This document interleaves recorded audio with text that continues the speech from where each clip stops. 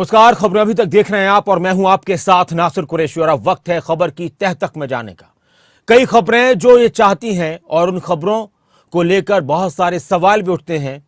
उन खबरों में छुपा क्या है, उन खबरों के अंदर की बात क्या है, ये जानने की हम कोशिश करेंगे।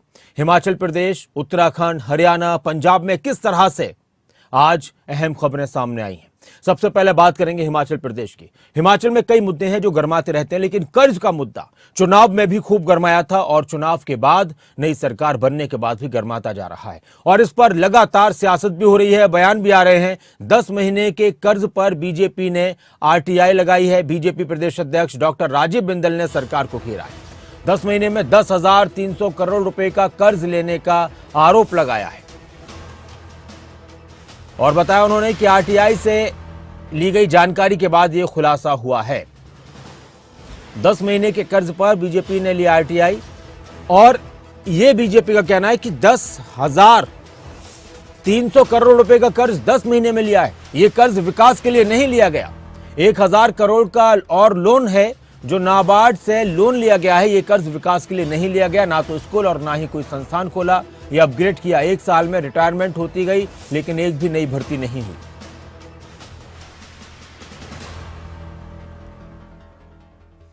प्रदीप ठाकुर हमारे साथ हिमाचल प्रदेश से इस वक्त जुड़ चुके हैं।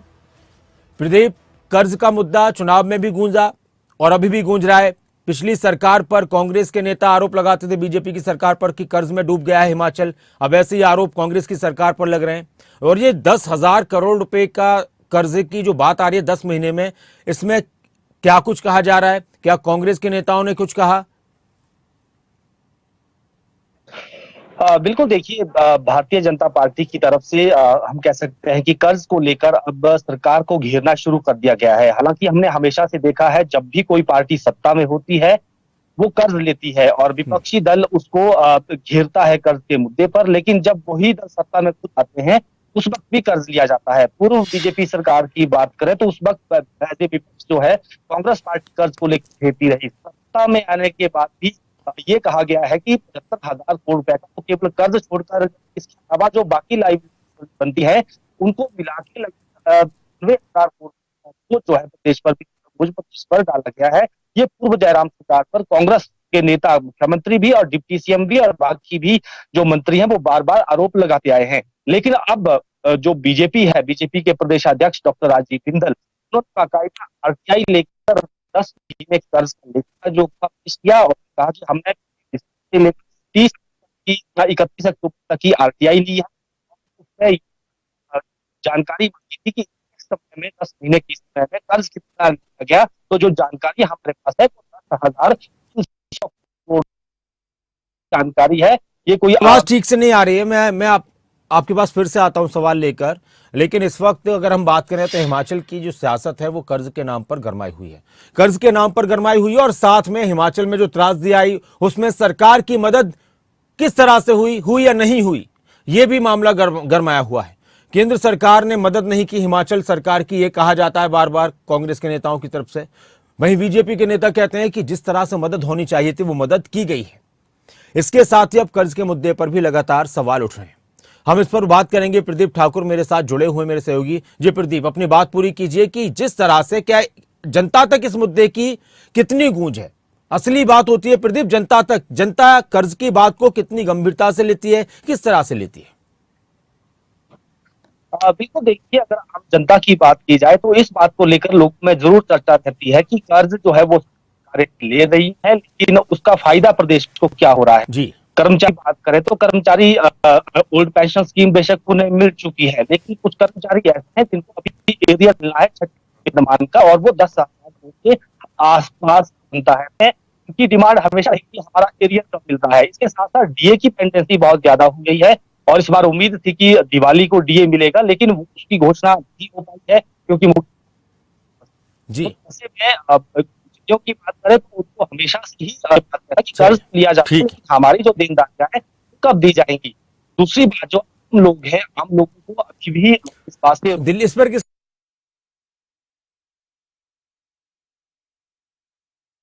आप बने रहे हमारे साथ। मैं आऊंगा आपसे फिर बात करूंगा। और भी एक और खबर और बड़ी खबर, दिल्ली एनसीआर का तो माहौल बहुत खराब है इस वक्त। हवा में जहर घुला हुआ है, लोग परेशान हैं। अगर सांस ली जा रही है तो सांस के साथ न जाने क्या कुछ अंदर जा रहा है। आंखों में जलन महसूस हो रही है, उसका आप अंदाजा लगा सकते हैं। बढ़ता प्रदूषण दिल्ली और एनसीआर के लोगों के लिए जी का जंजाल बन चुका है और ऐसे में बहुत सारे लोग हिमाचल की तरफ रुख कर रहे हैं। पर्यटक हिमाचल की तरफ रुख कर रहे हैं। शिमला में पर्यटकों की संख्या बढ़ रही है। दिल्ली से धर्मशाला भी पर्यटक काफी संख्या में पहुंच रहे हैं। रोजाना हजारों की संख्या में इस खराब मौसम में दिल्ली एनसीआर के लोग हिमाचल की तरफ रुख कर रहे हैं। और क्या ऐसे में अभी हिमाचल में पहाड़ों पर पर्यटकों की संख्या बढ़ चुकी है, तादाद बढ़ चुकी है? ये जानने के लिए हमारे साथ जुड़े हुए हैं शिमला से हमारे ब्यूरो शिमला प्रदीप ठाकुर। प्रदीप, दिल्ली की जहरीली हवा के बारे में पूरे देश में चर्चा है और उस हवा से कुछ राहत मिल जाए इसलिए लोग साफ सुथरी हवा के लिए पहाड़ों का रुख कर रहे हैं, ये खबर आ रही है। तो क्या वाकई में ऐसा लग रहा है कि संख्या बढ़ रही है, तादाद बढ़ रही है पर्यटकों की हिमाचल में इस वक्त? ये अमूमन जो ये मौसम होता है तो उस वक्त जो पड़ोसी राज्यों के पर्यटक हैं वो हिमाचल का रुख करते हैं। लेकिन इस बार जो नई बात हुई है कि जो एयर क्वालिटी इंडेक्स है मैदानी भागों का वो बहुत ज्यादा बढ़ गया, 400 के पार चला गया है। तो ऐसे में वहां की जो जहरीली हवा है उससे निजात पाने के लिए पहाड़ों का रुख बेशक पर्यटकों ने कर लिया है। और हमने देखा भी कि वीकेंड के लिए, यानी आज संडे है, पिछले शनिवार को भी हमने देखा कि पर्यटक यहाँ पर बड़ी संख्या में शिमला की तरफ रुख कर रहे किए हुए थे। आज वही पर्यटक शिमला के प्रसिद्ध स्थान है जिसमें कुफरी की बात और के आसपास के जो क्षेत्र हैं और शाम का वक्त रिज मैदान पर लोग टहलते हैं, वहाँ की खूबसूरत जो शाम होती है उसका नजारा वहाँ पर लेते हैं। और इसके साथ साथ जो प्रदेश के पर्यटन स्थल है बाकी भी, चाहे कांगड़ा की बात करें, धर्मशाला मैक्लोडगंज की बात करें या फिर चंबा डलहौजी की बात करें, कुल्लू मनाली की बात की जाए, रोहतांग तक जो है पर्यटक पहुंचता है।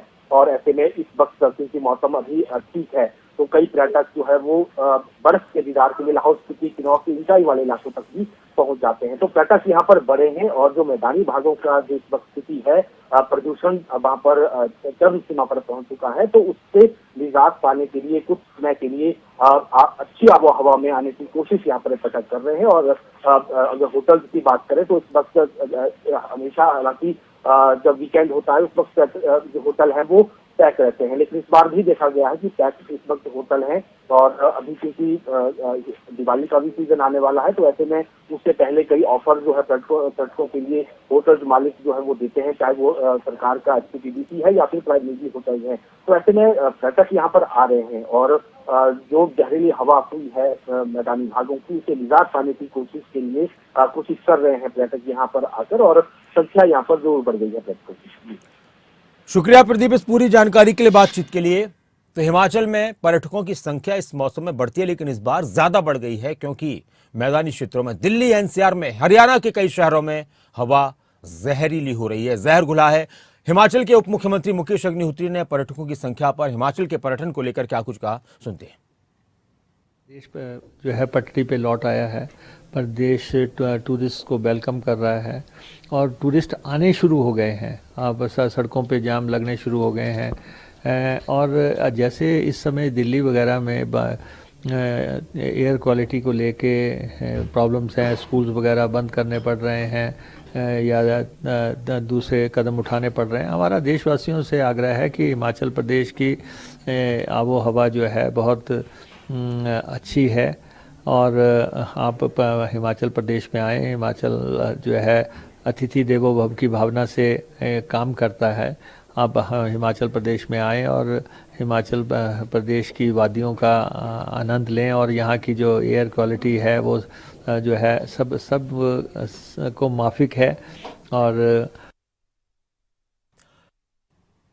खबर की तह तक में बात हवा की हो रही थी, एयर क्वालिटी इंडेक्स की हो रही थी, प्रदूषण की हो रही थी। प्रदूषण से निजात पाने के लिए लोग पहाड़ों की तरफ भी जा रहे हैं, लेकिन प्रदूषण का जो कहर है वो इस वक्त बहुत सारी जगहों पर काफी लोगों को परेशान कर रहा है। ऐसे में पराली को लेकर बहुत सारे सवाल उठते हैं। हालांकि इस बार पराली जलाने की संख्या में कुछ कमी तो आई है। हरियाणा में और भी कम हुए केसेस। पंजाब के और हरियाणा के नेताओं में पराली को लेकर भी वार पलटवार देखने को मिलता है। लेकिन इसी बीच पंजाब से एक बड़ी खबर आई। पंजाब के भटिंडा में पुलिस ने कुछ किसानों के खिलाफ केस दर्ज किया है और इसमें बड़ी बात यह थी कि किसानों ने एक सरकारी अधिकारी को खेत में जाने से रोका था। अधिकारी किसानों से खेत में पराली नहीं जलाने के लिए कह रहे थे।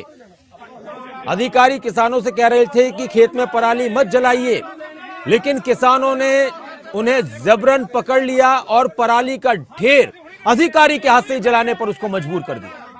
यह घटना तब सामने आई जब मुख्यमंत्री भगवंत मान ने ट्विटर पर, जो अब एक्स हो चुका है, एक वीडियो शेयर किया और किसानों की कार्रवाई की निंदा की। भगवंत मान ने इस घटना को असहनीय बताते हुए कहा कि सरकारी अधिकारी किसानों से धान की पराली न जलाने के लिए कहते हैं और खेतों में गए थे, लेकिन उन्हें माचिस की तीली से पराली जलाने के लिए मजबूर कर दिया गया। और यह वाकई में बहुत चौंकाने वाली घटना है कि जो अधिकारी किसानों से ये कह रहे थे कि आप पराली मत जलाइए, ये प्रतिबंधित है इसको जलाना, और भी बहुत सारी बातें हुई होंगी, किसानों ने उन्हीं से ही पराली जलवा दी। आप अंदाजा लगाइए कि क्या कुछ हुआ है।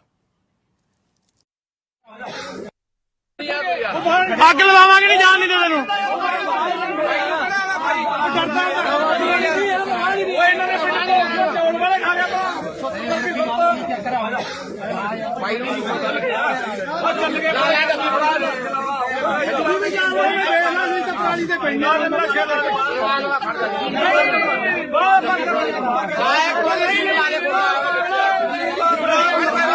लाले लाले निभा की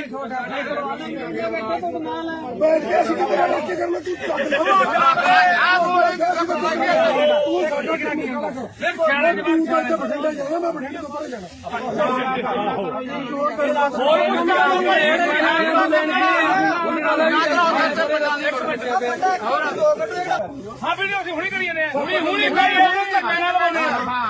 धक्के ਨਾਲ ਲਵਾਉਣਾ ਧੱਕੇ ਨਾਲ। ਆਹ ਦੇਖੋ ਭਾਈ, ਅੱਗ ਬੁਝਾਉਣ ਵਾਲੇ ਆਏ ਸੀ, ਅੱਗ ਇਹਨਾਂ ਤੋਂ ਲਵਾਈ ਹੈ, ਅੱਗ ਬੁਝਾਉਣ ਵਾਲੇ ਆਏ ਸੀ, ਅੱਗ ਲਵਾਈ ਇਹਨਾਂ ਤੋਂ।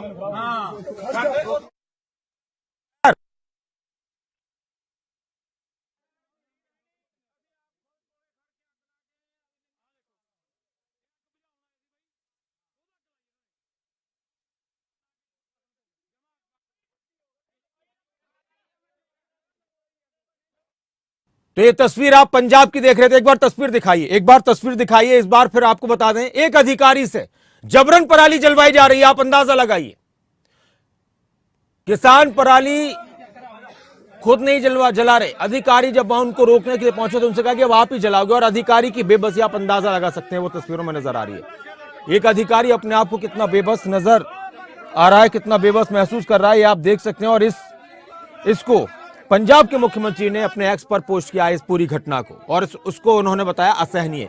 हरसिमरत इस वक्त हमारे साथ हैं इस खबर पर चर्चा के लिए। हरसिमरत, ये तो बहुत ही चौंकाने वाली घटना हुई है पंजाब के अंदर, जिसको मुख्यमंत्री भी कह रहे हैं असहनीय, बहुत चौंकाने वाली, हैरान करने वाली। अधिकारी की बेबसी नजर आ रही है कि जिस पराली को प्रतिबंधित किया गया है उसको रोकने पर अधिकारी को ही जबरन पराली जलाने के लिए मजबूर किया गया। ये क्या हो रहा है पंजाब में? जी बिल्कुल नासिर जी, ये जो घटना है कल सामने आई है और तब ये देखने को मिली जब खुद मुख्यमंत्री भगवंत मान ने इसे एक्स पर शेयर किया और वहाँ पर भी उन्होंने इसे असहाय और अमानवीय बताया है। आपको बताएं कि ये घटना जो है बठिंडा के एक गांव बुर्ज महिमा की बताई जा रही है, जहां पर एक अधिकारी वहां के लोगों को समझाने के लिए पहुंचे थे, या मैं यूं कहूं कि जागरूक करने के लिए पहुंचे थे कि जो पराली है उसके अवशेष ना जलाए जाएं और वातावरण में जो प्रदूषण है उसको ना बढ़ाया जाए। आपको ये भी बता दें कि पिछले कुछ दिनों से बठिंडा में AQI जो है वो सबसे ज्यादा है, बठिंडा सबसे प्रदूषित शहरों में शुमार हुआ है। तो इसको लेकर के वहां के अधिकारी जो है वो कोशिश कर रहे हैं कि अभी जिन लोगों ने पराली के अवशेष नहीं जलाए हैं उन्हें किसी तरह से रोक लिया जाए और किसी तरह से बठिंडा का जो प्रदूषण है उसे कम करने की कोशिश की जाए। पर हद तो तब हो गई जब अधिकारी वहां पर पहुंचे और वहां पर मौजूद जो किसान हैं उन्होंने उस अधिकारी के हाथ से ही वहां पर पराली के अवशेषों को जलवा दिया। तो ये जो खबर है ये मुख्यमंत्री के भी संज्ञान में आई तो उन्होंने इसको शेयर किया और बहुत ही अमानवीय इसे बताया है। उनका कहना है कि जिस तरह से देखा जाता है जो किसान होते हैं वो धरती को माता कहते हैं और पवन को गुरु कहते हैं, इसी तरह से हम अपने गुरुओं का अपमान क्यों कर रहे हैं, अब हम अपनी जो धरती है उसका अपमान क्यों कर रहे हैं। तो इस तरह से उन्होंने काफी दुख इस पर व्यक्त किया है, साथ ही साथ पर्चा दर्ज करने को भी कहा है, यानी कि FIR दर्ज करने की बात की गई है। और DC जो है बठिंडा के अहमद, उन्होंने बताया है कि इन किसानों के खिलाफ पर्चा जो है वो दर्ज कर लिया गया है और फिलहाल गिरफ्तारी के लिए किसानों की जो उनको ढूंढने की कोशिश की जा रही है ताकि गिरफ्तारी उनकी हो सके, क्योंकि ऐसा मामला इसके प्रति कड़ा रुख अपनाया जाएगा और किसी भी हालत में ऐसा बर्दाश्त नहीं किया जाएगा जो कि व्यवहार किसानों के द्वारा बठिंडा में देखने को मिला है। अच्छा हरसिमरत, अभी एफआईआर की बात भी हुई है, पर्चा दर्ज करने की बात भी हुई है, लेकिन कल ये वाकया सामने आता है, ये घटना सामने आई थी, तब तो कुछ कार्रवाई की खबर आई है। और इन अधिकारी के बारे में भी कुछ बताएं कि पंजाब में बठिंडा में हुआ इस तरह से और भी अधिकारियों को कहीं ना कहीं और भी जगहों पर क्या टॉर्चर किया गया है? जी आपको बताएं कि फिलहाल टॉर्चर की जो बात है अभी और कहीं से सामने नहीं आई है। ये वीडियो जो है वायरल हुआ है, शायद उसके बाद ये जो खबर सामने आई है। पर आपको बताएं कि सरकार की तरफ से अलग अलग जगह पर प्रबंधन के लिए टीमें लगाई गई हैं, वो जाकर लोगों को समझाती बुझाती भी हैं और वहां पर जाकर के उनसे बातचीत भी करती हैं। तो फिलहाल अगर पंजाब की बात की जाए तो सिर्फ 2 जगह ज्यादा जो प्रदूषण है वो पंजाब में देखा जा रहा है, पर AQI लेवल जो है वो ज्यादा खराब बताया जा रहा है। जी शुक्रिया इस पूरी जानकारी के लिए, बातचीत के लिए। तस्वीरें जो आप देख रहे हैं उन तस्वीरों को एक बार फिर से देखिए और आप अंदाजा लगाइए कि ये तस्वीरें कितनी हैरान करने वाली हैं। दरअसल पराली को लेकर पूरे देश में, खासतौर से हरियाणा, पंजाब, दिल्ली में काफी चर्चा होती है। हरियाणा में पराली को लेकर काफी प्रतिबंध लगाए गए हैं, पंजाब में भी पराली को लेकर प्रतिबंध लगाए गए हैं। जो पराली जलाएगा उसके ऊपर जुर्माना लगाया जाएगा। पराली के निस्तारण के लिए बहुत से इंतजाम करने की बात कही गई है। लेकिन पंजाब के बठिंडा में एक बहुत ही हैरान कुन खबर सामने आई, हैरान करने वाली, चौंकाने वाली, कि अधिकारी जब किसानों को पराली जलाने से मना कर रहे थे, आप देख सकते हैं कि पीछे खेतों में और भी पराली जलने की वजह से तस्वीर नजर आ रही है कि वहां पर जो पराली जलाई गई है तो उसके अवशेष जो काला, एकदम कालापन नजर आ रहा है खेतों में, उससे अंदाजा लगाया जा रहा है कि यहाँ पर लगातार पराली जलाई जा रही है। अधिकारी को खबर मिली होगी, वो वहां पर पहुंचे, किसान काफी संख्या में थे और आ चुके थे किसान, और फिर इस दौरान किसानों में अधिकारियों में बहस हुई। अधिकारी ने कहा कि आप मत जलाइए पराली, ये प्रतिबंधित है, ये इस पर पराली जलाने पर जुर्माना होगा। और फिर किसानों ने, या जो भी कहिए उन लोगों ने अधिकारी से ही जबरन माचिस देकर पराली में आग लगवा दी। एक बार वो पराली में आग लगवाते हो आप देखिए, ये देखिए तस्वीरें। तो अपने आप को बेबस महसूस कर रहे थे, वो उनके चेहरे से भी नजर आ रहा है, वो एक्ट से भी नजर आ रहा है। और ये जो हरकत हुई है, इस हरकत पर पंजाब के मुख्यमंत्री ने संज्ञान लिया, FIR दर्ज करवाई गई है, कुछ लोगों पर कड़ी कार्रवाई की बात कही जा रही है।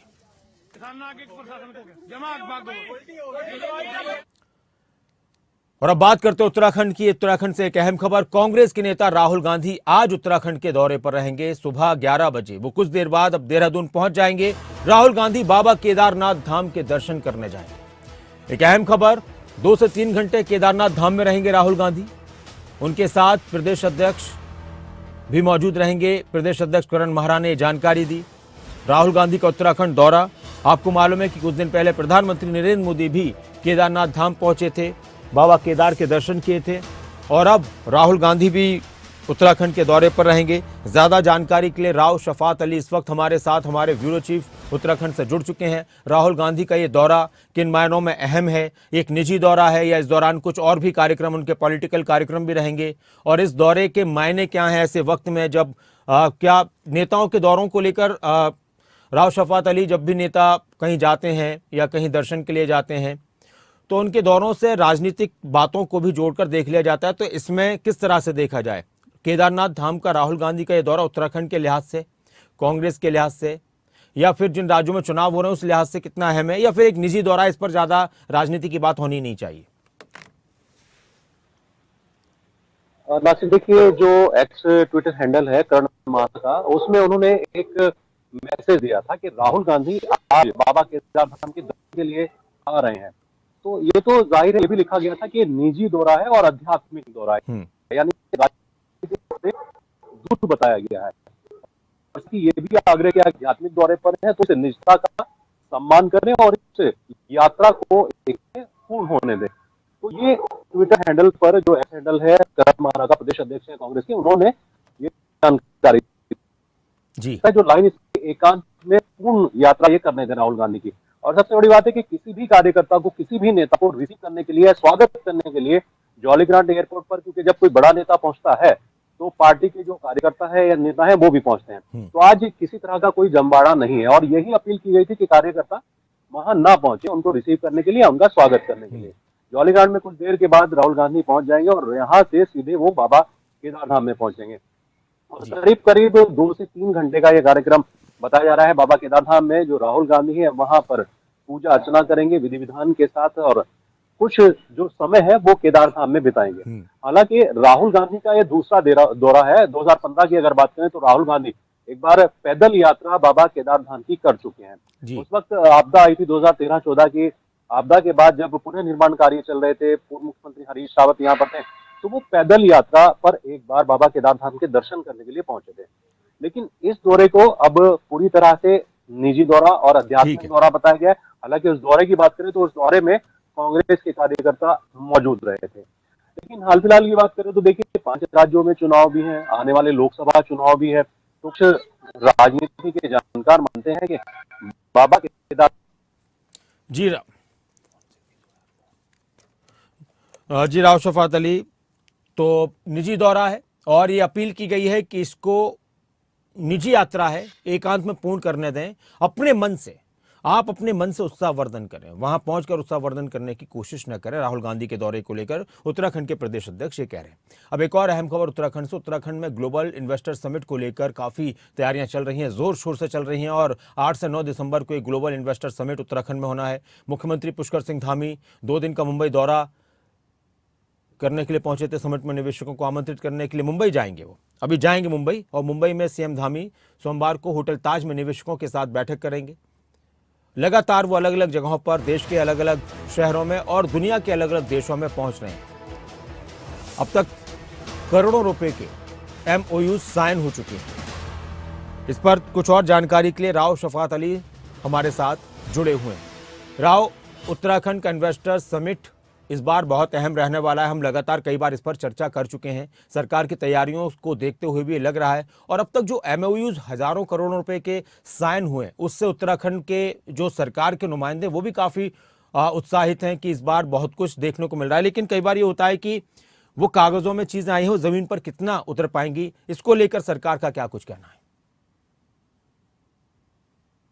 बिल्कुल नासिर, आपने ठीक कहा कि कुछ चीजें कागजों तक सीमित करके रह जाती हैं, फाइलों में रह जाती है। लेकिन इस दौरे से ऐसा नहीं लगता। जो इन्वेस्टर समिट होने वाला है, एक बड़ा आयोजन उत्तराखंड के लिए आयोजित हो रहा है, और दिसंबर माह में क्योंकि ये होगा, और उससे पहले जिस तरह से कॉटन दिल्ली में हुआ, वहां पर MOU साइन हुआ, उसके बाद मुख्यमंत्री पुष्कर सिंह धामी दुबई पहुंचे, वहां पर बड़े पैमाने पर MOU हुए, ब्रिटेन में पहुंचे, बर्मिंघम में रोड शो हुआ, गुजरात में रोड शो हुआ। तो करीब 1 लाख करोड़ रुपए का जो लक्ष्य है, आसपास उसके राज्य सरकार पहुंच चुकी है। हालांकि लक्ष्य 2.5 लाख करोड़ रुपए का, लेकिन अचीवमेंट इसको इसलिए कह सकते हैं, बड़ी कामयाबी इसलिए कह सकते हैं कि 2.5 लाख करोड़ रुपए का लक्ष्य तो है, लेकिन उससे पहले 1 लाख करोड़ रुपए के MOU साइन हो चुके हैं राज्य सरकार के साथ, और राज्य सरकार उत्साहित है। आज 2 दिवसीय दौरा है। मुख्यमंत्री पुष्कर सिंह धामी मुंबई के लिए रवाना होंगे, और कल ताज होटल में मुंबई में बड़े निवेशकों के साथ एक खास बैठक होनी है, और इस बैठक के बाद एक रोड शो होना है। तो अंदाजा इस बात से लगाया जा सकता है कि 1 लाख करोड़ रुपए के MOU जब अभी तक साइन हो चुके हैं, तो यानी कि इस बैठक में, इस रोड शो में 50,000 करोड़ रुपए के आसपास के MOU साइन होने की उम्मीद है।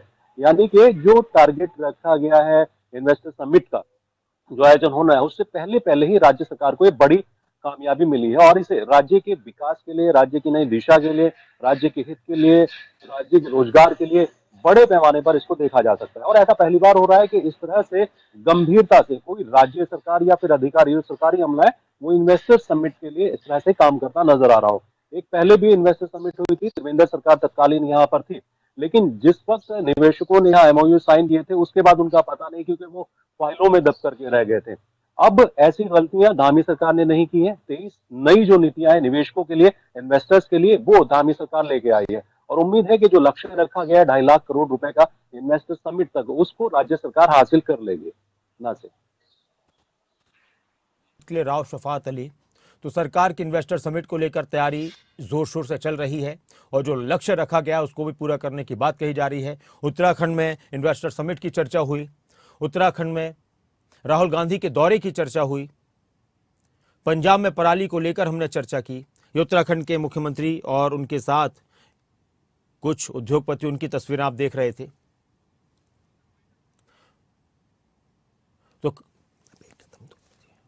तो खबर की तह तक में आज इतना ही। कई खबरों पर हमने खबर की तह तक में जाने की कोशिश की, लेकिन एक बड़ी खबर इस दौरान जो पंजाब से आई थी वो काफ़ी हैरान करने वाली थी। हालांकि उस मामले में अब कार्रवाई क्या होगी ये भी आपको बताएंगे कि किस तरह की कार्रवाई होनी है, किस तरह से एफआईआर दर्ज हुई है। बाकी आप अपना ख्याल रखें, बने रहें खबरों